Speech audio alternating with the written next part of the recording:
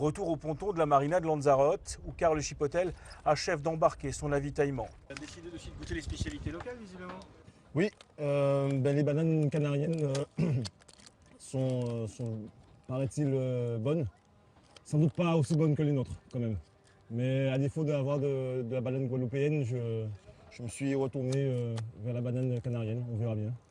Voilà qui mérite quelques explications et pour cela, cap à l'ouest, vers l'île de Tenerife. Parmi tous les fruits et légumes que l'on peut trouver ici aux Canaries, il en est un qui est emblématique, il s'agit de la banane. Ici on l'appelle platano et pourtant regardez, elle n'est pas très belle. Elle est bosselée, elle a des taches, elle est petite.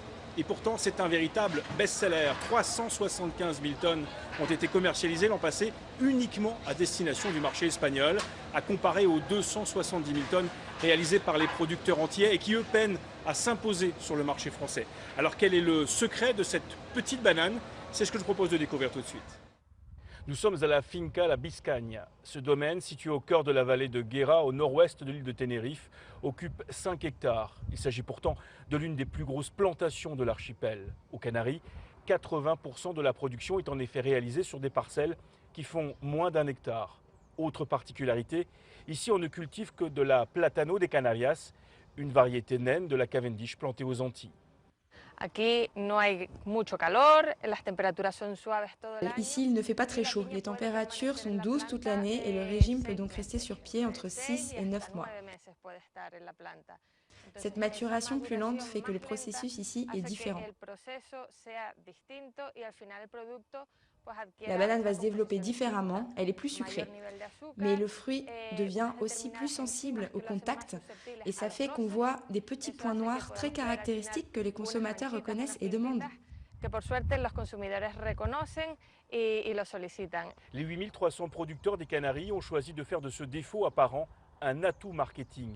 Depuis 30 ans, ils martèlent le même message dans des spots publicitaires.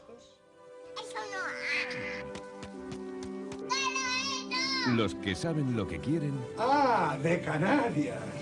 Résultat, la Platano des Canarias représente aujourd'hui 70% du marché espagnol. Et depuis 2013, elle se distingue des autres variétés par une indication géographique protégée. Pourtant, comme aux Antilles, les producteurs doivent faire face aux attaques de nuisibles et notamment celle du charançon du bananier. Pour le combattre, ils utilisent des moyens écologiques comme les pièges à phéromones.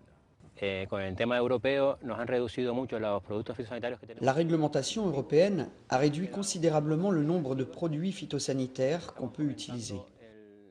Nous n'avons plus que très peu de matière active. On essaye de tendre vers un niveau de résidus zéro.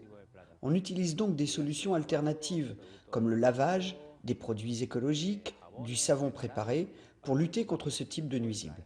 Avec 375 000 tonnes de bananes, les Canaries sont aujourd'hui considérés comme le premier producteur européen. Autant dire un allié de poids pour les planteurs de Guadeloupe et de Martinique quand il s'agit d'aller défendre ensemble leur dossier auprès des instances européennes à Bruxelles.